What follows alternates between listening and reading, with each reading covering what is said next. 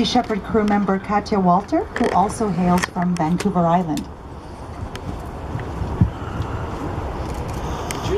Yeah, on the other side. Yeah, we got the microphone. All right, there you go. Awesome. Thank you. Welcome. I would just like to take a moment to recognize this land and the water we're on today as Coast Salish. This includes the Musqueam, Stolo, Tsleil-Waututh, and Squamish nations. That as a settler and conservationists, the work we do depends on us allies, recognizing and supporting anti-colonial struggles. That nations like the Musqueam Zawadanik have been leading this fight long before since we arrived. Thank you. And now I would like to introduce our campaign leader for Operation Virus Hunter, Carolina Castro. Yay! Hello all. Thank you so much for being here for the launch of Sea Shepherd's Operation Virus Hunter 2. The RV Morton Sheen is our research vessel, and it is an honor for us to be here to sail with biologist Alexandra Morton to investigate the impact that salmon farms have on wild salmon populations in British Columbia, as well as also acknowledge the leadership of the First Nations and to work together to protect the wild salmon.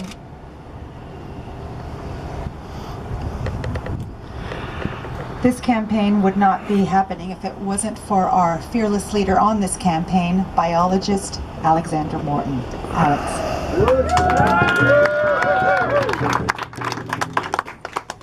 Thank you. Alex, come on. Close the microphone. Oh, I see. Thank you. I'd like to recognize that we are on the territory of the Musqueam, the Stolo, Squamish, the Tsleil-Waututh. I'm here because it's 2017 and salmon farms are still having catastrophic effect on our wild salmon, our whales.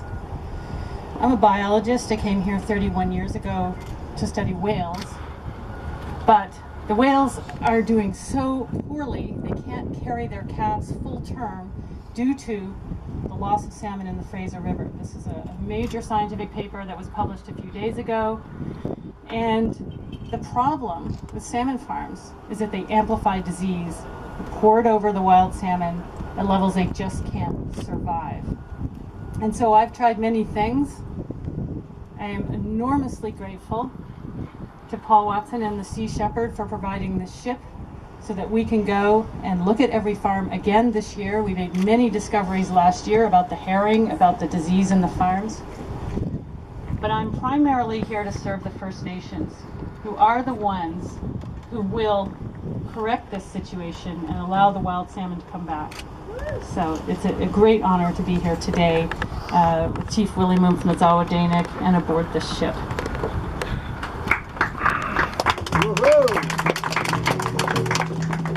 This next man, you all know as Canadians, but we also know him all around the world. He wears many hats. He's an environmentalist, he's an author, he's a broadcaster, and he's been at the forefront of the environmental movement. And David Suzuki, please come on up. We've been waiting for you.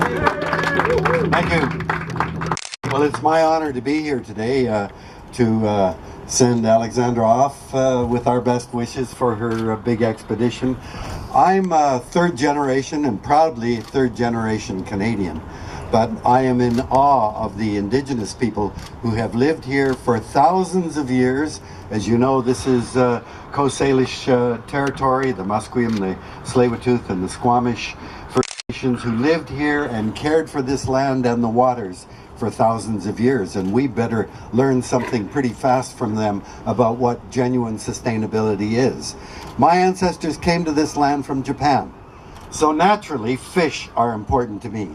I can't imagine being Japanese without a very close relationship with fish. And so the oceans, the birthplace of all life, the oceans have been very, very important to me.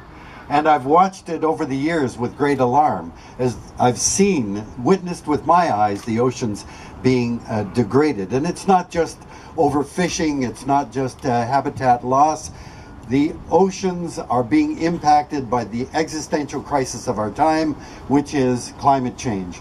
And as you know, as we're producing more carbon dioxide than plants can absorb, That carbon dioxide builds up in the atmosphere, dissolves into the ocean as carbonic acid, and so the pH drops. We are acidifying the oceans.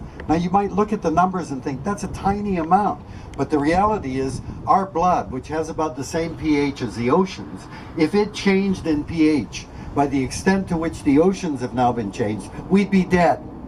Life evolved in a stable acid base solution, and tiny changes that we are now causing are having enormous impacts. And so we're adding insult to insult. Bottom dragging of nets is the dumbest way to get our food. It joins drift nets, these as really a very, very destructive way of fishing. But also it's we're adding to it with our conceit that we can use the oceans to farm animals. And we've got nothing against aquaculture, but we're saying if you're going to do it the right way, and don't do it at the cost of the oceans themselves. Salmon farming in British Columbia is crazy because, for a number of reasons. One is, why the hell is it we have 5 species of salmon on the west coast? Why is it most of the salmon being grown in our net pens are Atlantic salmon that don't belong here? And I can tell you, Atlantic salmon are tough as nails. They're repeat spawners. They go out to sea, they come back, they spawn, they go back, whereas ours are programmed to live out their lives and spawn once and die. They're very different kind of animal, and I have had direct experience with how different they are as survivors. So why bring an alien species into these waters? 2, they're carnivores. We don't grow tigers or lions on land for meat. Why are we growing fish that have to be fed fish to feed high-end customers? Doesn't make sense. Well, there's a solution to that. Everybody knows that my solution is feed them insects, and I can tell you all about that another time. But there are alternative sources that don't depend on fish. But finally, in open net pens, we're using the oceans as a garbage can. And we know darn well that this can't go on indefinitely. I have scuba dived under open net pens, and I can tell you there's nothing under there. I took a yardstick and shoved it into the feces and waste food up to my armpit, and I didn't touch bottom. It's like a biological desert under these net pens. Get them the hell out of the water, or at least surround the waters of the net pens so that we control and filter them. These are the solutions that are out there, and for some reason the Department of Fisheries and Oceans doesn't really give a shit about fisheries or oceans. They're worried about people that want to use the oceans and the fish. So we're not focused the right way. What Indigenous people tell us is the oceans are the source of life. And as long as the oceans are happy and healthy, then we will be able to live and flourish. But DFO and our government's focus seems to be the other way around, and focused on providing an income and all of that other stuff without paying attention to the health of the oceans. The oceans are a mess, and one of the ways that we're screwing it up is with open net pens, and that's got to stop. Sorry. Thank you. Thank you.